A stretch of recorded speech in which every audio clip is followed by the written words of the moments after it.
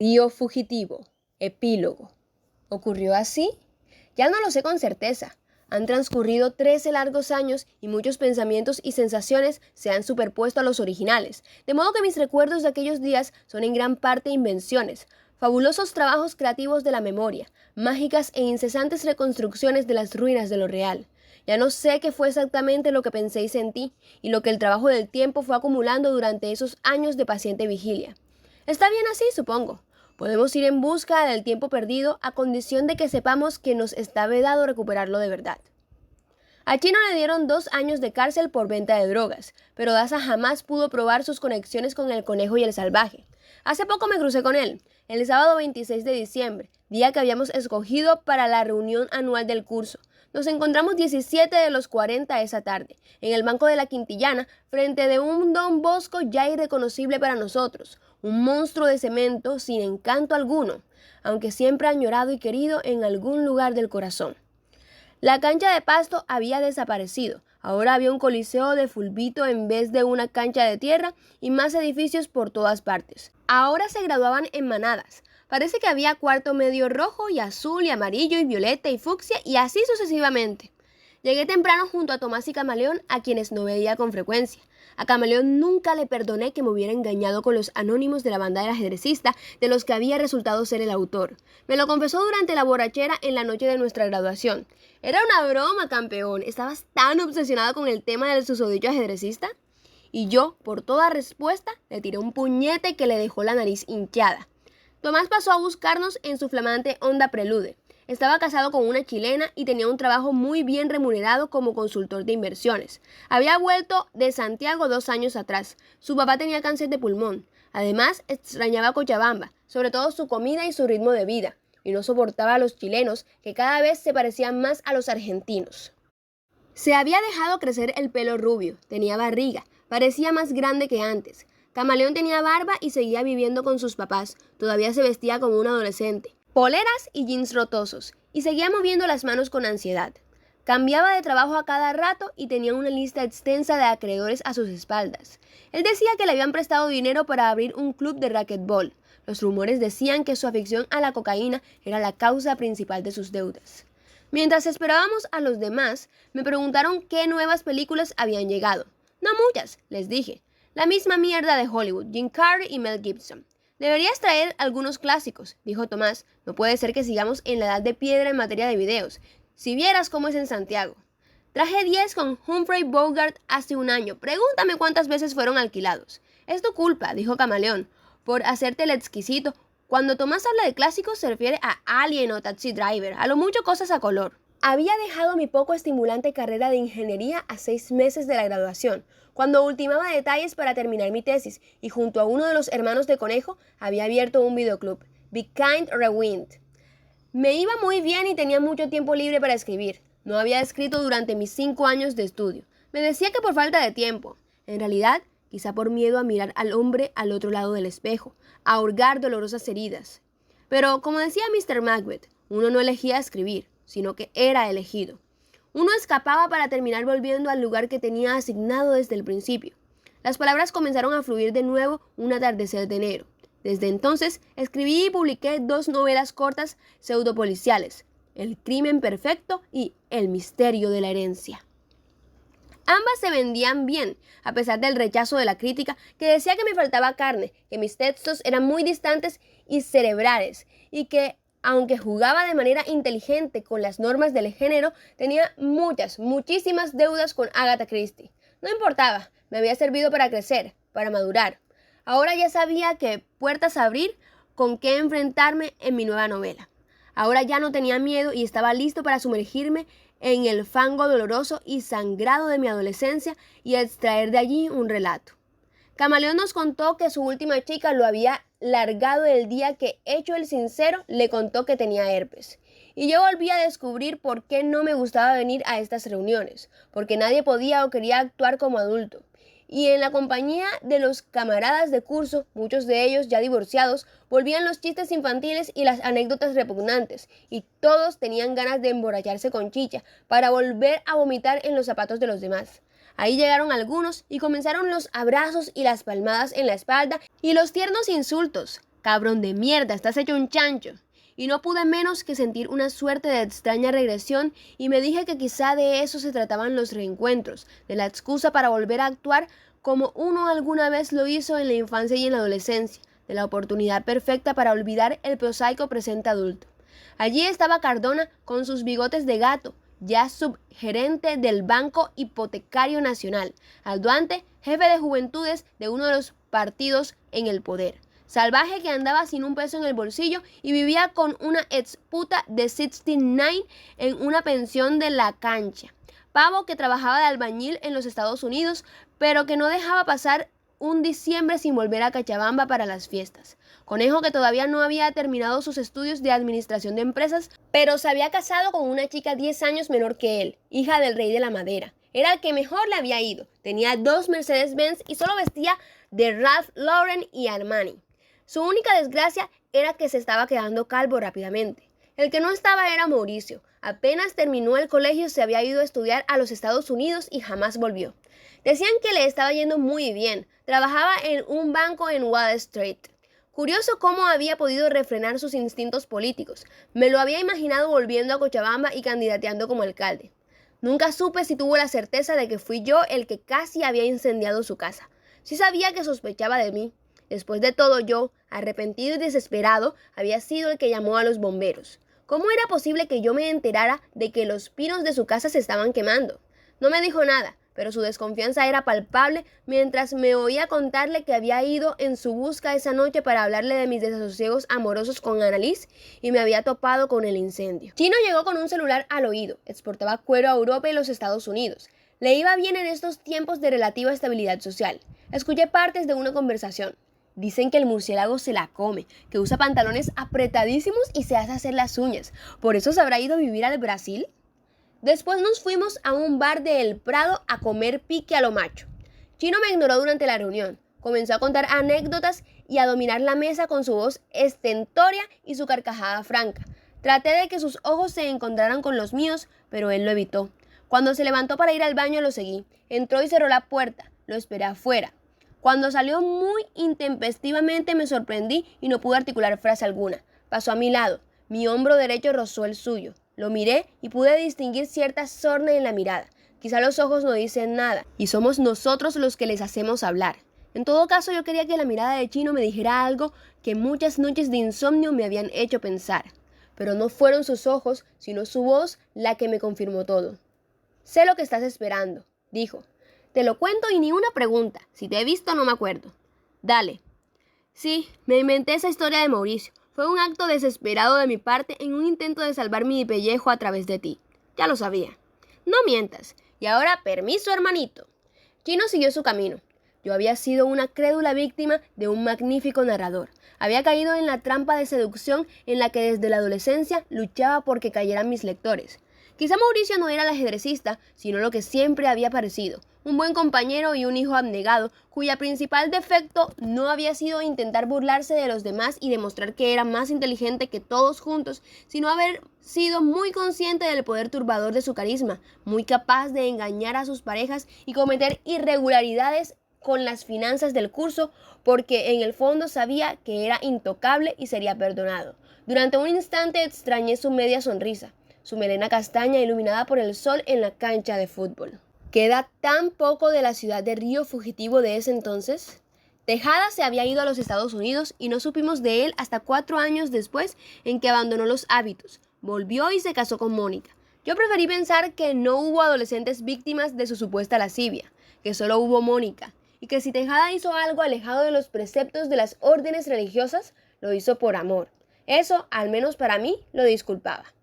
El inspector Daza murió acribillado a balazos el día en que cumplió 27. Un grupo de narcotraficantes le había tendido una emboscada. Luego nos enteramos de que Daza recibía jugosas comisiones a cambio de ofrecer protección policial a los carteles de la droga que operaban en el Chaparé. Tenía el mejor de los recuerdos de él y era el menos indicado para juzgarlo. Estaba seguro que él sabía que yo le había prendido fuego a la casa de Mauricio y que prefirió no decir nada y protegerme. A veces me preguntaba qué habría sido del adolescente cuya foto vi en su oficina. Mis papás se divorciaron. Papá se había jubilado y vivía en casa de mi abuelo, que ya había cumplido 90 y amenazaba con enterrarnos a todos. Papá daba, a manera de pasatiempo, una clase de arquitectura en la universidad y estaba entusiasmado con el regreso de Banzer al poder. Llevaba una vida de periódicos y crucigramas y mucha televisión y encuentros con amigos para comer un picante de pollo, tomar un trago y jugar un cacho. De vez en cuando comía con él y me incomodaba su cada vez mayor desinterés por la ropa o el aseo personal. Ya no fumaba pipa, olía a cigarrillo negro, usaba los cinturones hasta romper el cuero. Ahora que mamá no estaba cerca, la apariencia exterior le importaba, en sus palabras, un bledo. Nunca olvidaba mencionar a Alfredo al menos una vez. Decía frases como, ahora Alfredo tendría 25 años. O, le gustaba dibujar, seguro hubiera salido arquitecto como yo. En esos momentos se le apagaba la voz. Por lo demás, parecía muy feliz en su nueva vida. Silvia vivía con mamá. Se había divorciado de Jean-Pierre y tenía 3 hijos traviesos. Había engordado mucho. Se pasaba las horas en el baño y en la cocina, lavando la ropa o preparando el almuerzo o la cena, muy alejada tanto de la belleza fresca de la adolescencia como del futuro que soñábamos para ella. Estaba segura de que volvería a la universidad el próximo año. Todavía no sabía qué estudiaría. Se negaba a contarnos de su vida conyugal en Venezuela, aunque sugería que podría servir de base para una telenovela. Lo único que supe es que hubo noches en que durmió sobre la alfombra de su cuarto. Hacía lo posible por aparentar que no le dolía cuando papá se pasaba semanas sin preguntar por ella o sus hijos. Le había dado por coleccionar amuletos de latón, comprados por los hippies en las puertas del correo. Mamá seguía trabajando en concepto publicidad, pero no con las ganas de antes. Le habían salido arrugas bajo los ojos y se le había soltado la carne del cuello. Estaba ahorrando para un facelift en Brasil. Se estaba volviendo cada vez más religiosa. Ahora era devota a una virgen polaca, la de Częstochowa. Se dedicaba a su virgen, su jardín y a mirar álbumes de fotos, las de su primer esposo y las de Alfredo. Aún en sus momentos de mayor alegría, había un deje de tristeza en su voz y en la mirada, como si la suma de pérdidas que le habían marcado no hubiera sido suficiente para doblegarla, pero sí para atenuarla, para debilitarla. Lo primero que hacía al despertarse era llamarme. Cuando podía, me hablaba mal de papá. Pese a mi edad, me recordaba que me lavara los dientes 3 veces al día y que usara protector si me acostaba con alguien. Una tarde, tumbado en la cama de mamá, miraba el álbum de fotos de Alfredo. Veía a Alfredo disfrazado de Batman, de Tarzán, corriendo por el jardín con un rastrillo de juguete en la mano, chapoteando desnudo en la tina con una sonrisa enorme, en brazos de mamá, de la mano de papá a las orillas de un río en las cercanías de la cabaña de la torre, conmigo en la puerta del Don Bosco en su primer día de clases, trepado a un árbol junto a Nelson, pellizcando la nariz de Silvia, montado en los hombros de Silvia, con Silvia y Hércules en el jardín, el limonero al fondo, jugando con Silvia en la pieza nueva. Me detuve, volví a hojear el álbum, percibí por primera vez, con un escalofrío, que había una desproporcionada cantidad de fotos de Alfredo junto a Silvia. Quise detener mi pensamiento morboso y estereotipado, pero no pude. Recordé la enorme foto de Silvia en el velador de Alfredo, la enorme foto de Alfredo en el velador de Silvia, que me habían parecido tan naturales. Recordé los días en que Silvia caminaba desnuda por la casa. Volví a intentar no pensar lo que mi pensamiento quería pensar, pero no pude. Pudiera ser que... Al día siguiente, al mediodía, fui a la casa de Nelson, cerca de las Torres Sofer. Cochabamba iba violentamente dejando de ser una ciudad apacible. Había aparecido una gran cantidad de edificios de paredes espejadas y las calles angostas no estaban preparadas para absorber el tráfico abrumador. Me costó encontrar parqueo. En mi caminata del auto a la casa de Nelson, 2 campesinas se me acercaron a pedir limosna. Estábamos lejos de los días de Siles, pero la pobreza era más visible hoy, en amargo contraste con la desinhibida riqueza neoliberal. Les di unas monedas. Nelson me abrió la puerta y me hizo pasar al living. Era una casa modesta, adornada con reproducciones de cuadros de pintores impresionistas. Monet, el pintor por excelencia de la clase media. Había un acuario sobre una repisa en el que 2 escaleras se paseaban aburridos. Me senté en el sofá crema. Nelson se sentó frente a mí. Parecía mayor que yo, con el traje negro que era el disfraz oficial de los ejecutivos tanto importantes como mediocres, y que usaba en la importadora de autos que gerentaba. Sus peces parecían haberse multiplicado y le habían aparecido canas en las sienes. Se había casado 3 meses atrás con Michelle. ¿Quién lo diría? Lance había ido a estudiar a los Estados Unidos y se había quedado a vivir allí, otro más derrotado por la fuerza de gravedad del norte. Hablamos de sus experiencias con la vida matrimonial. Después de 10 minutos de conversación decidí irme al grano. Le dije qué me había impulsado a visitarlo. Necesitaba que me contara todo lo que sabía sobre Alfredo y Silvia. Nelson me lanzó una mirada cómplice, como diciéndome que hacía rato que esperaba esa pregunta. ¿Te lo cuento con vueltas o estás dispuesto a lo que venga? Sin anestesia. Nelson hizo una pausa, sacó un pañuelo y se limpió la nariz. Disculpa, estoy a punto de resfriarme. Lo peor es ese momento en que el resfrío parece no decidirse, que sí, que no y te tienen ascuas. Tu hermano estaba loco por Silvia. ¿Loco? ¿En qué sentido? Era la primera vez que sentía algo así por una chica. Hacíamos lo nuestro, jugábamos al fútbol, nos escapábamos de ellas. Tú sabes lo que es a esa época. Un día, así de pronto, me dijo que se casaría con Silvia, que podía hacerlo puesto que en realidad no era su hermana. Me contaba en detalle cómo la veía cambiarse por la cerradura, cómo ella le había dado un beso húmedo en los labios, cómo parecía que ella le correspondía. ¿Y tú no le dijiste que estaba mal? ¿Qué sabía yo? Todo nos parecía entonces una aventura. Había que explorar y punto. Hay aventuras y aventuras. Hay edades y edades. ¿Llegó a pasar algo? Eso yo también quisiera saber. No lo sabes. Nunca me contó nada. ¿Entonces qué? Solo sé que hubo 2 semanas en las que él estaba de lo más feliz, literalmente perdido de amor. Me dijo que había sucedido algo increíble, que me lo contaría pero no todavía. No lo entendería. A su debido tiempo lo haría. ¿Y luego? Luego de esas 2 semanas Alfredo se puso raro. ¿Cómo raro? Malhumorado. Nada le interesaba. Se podía quedar callado horas. Estaba como desesperado y no me quería contar lo que ocurría. Fue entonces que comenzó a experimentar con otras drogas, cosa que yo jamás hice. ¿Otras aparte de cuáles? No te hagas. Sí me hago. No tienes por qué enojarte conmigo. No lo estoy. ¿Y quién le proveía esas drogas? Tú le dijiste al inspector Daza que era un alumno del Don Bosco.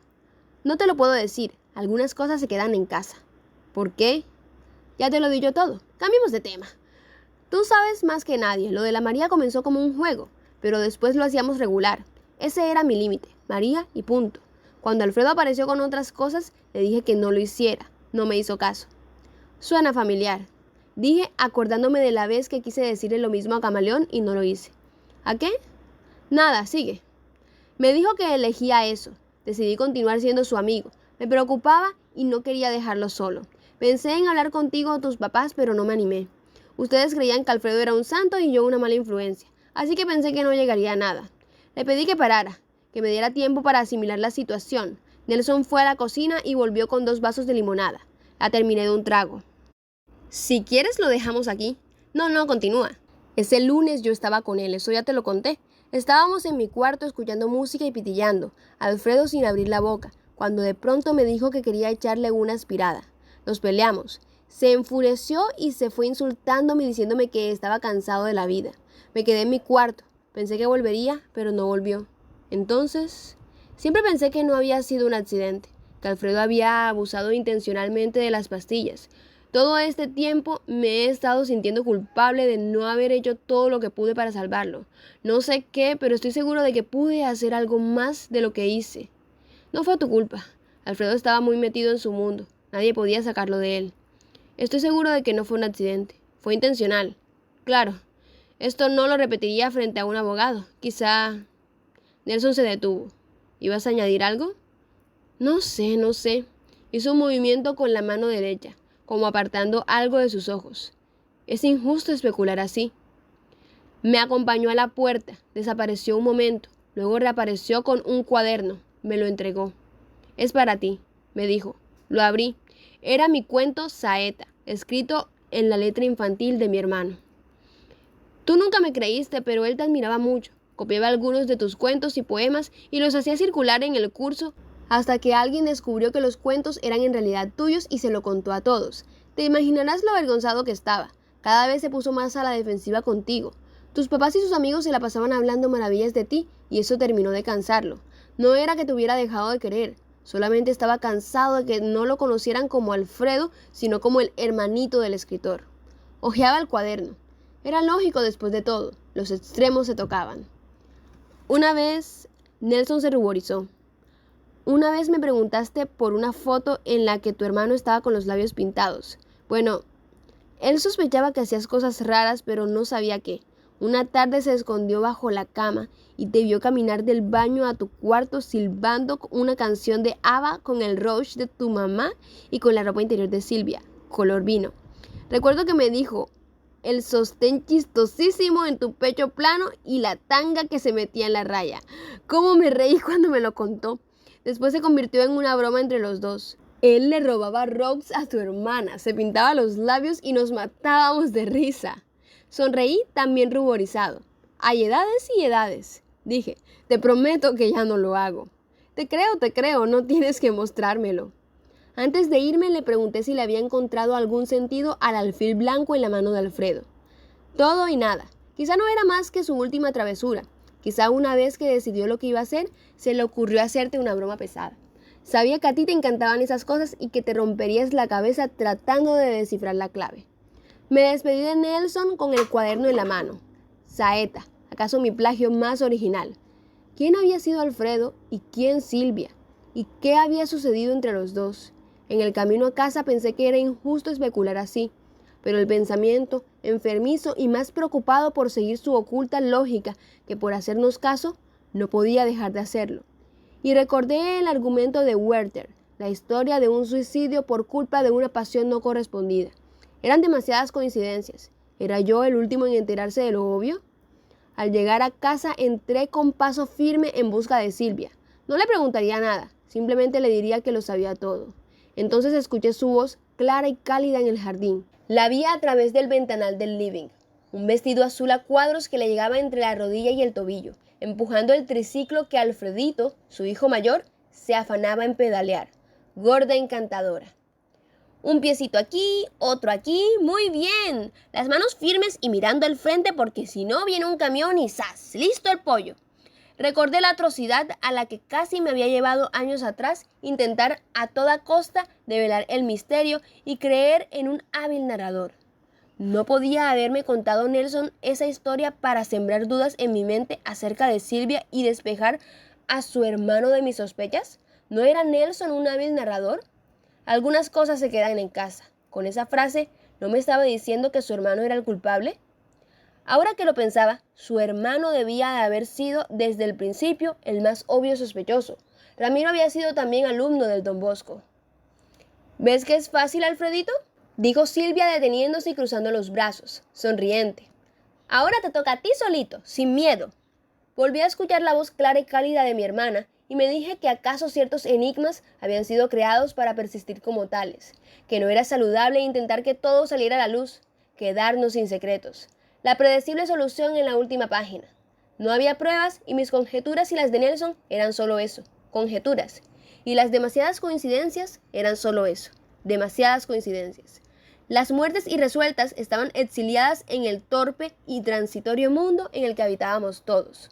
Salí al jardín y me dirigí hacia Silvia. La tomé por sorpresa y la abracé. Me perdí un buen rato entre sus brazos sin decir palabra alguna, escuchando los latidos de su corazón y el mío. Ella pareció entender y tampoco dijo nada. ¿Qué pasa?, dijo al fin. ¿Alguien te dejó? Nada, dije mirándola, dando un paso atrás. Solo que el mundo está lleno de narradores peligrosos.